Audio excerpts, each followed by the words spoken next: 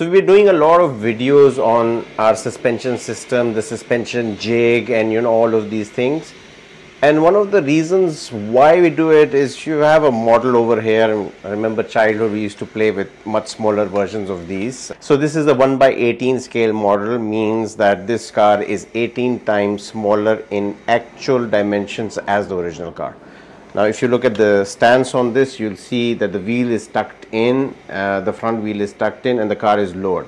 And one of the reasons why we do it, I mean these models car, why are they like this?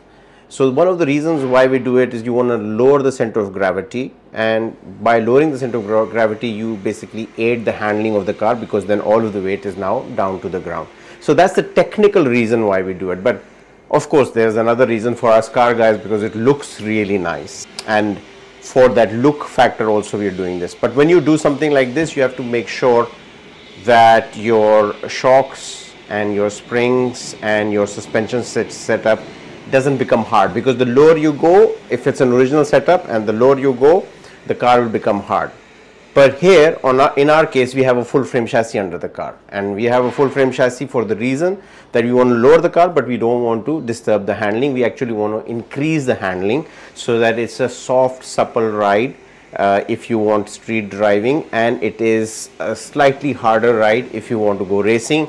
So then you take out the body flex.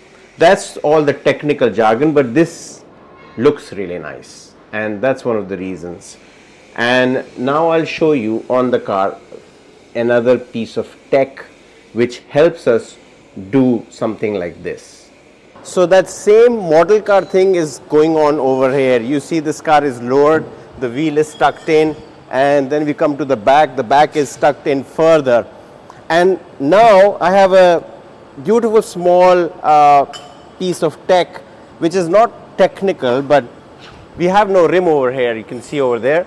So we have this connector which basically we can use any wheel up to 22 inches or 24 inches as well, and this is adjustable. So right now we have an 18-inch wheel on this without any rim.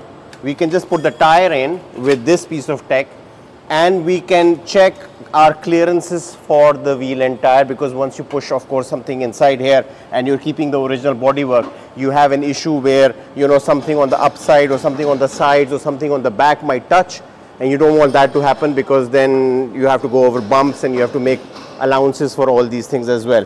So right now it's an 18-inch wheel on here. This gives me the offset as well, so when I'm ordering the actual wheels and tires for this car, I can adjust according to the offset. So simple piece of tech, but very effective, gives us a lot of info.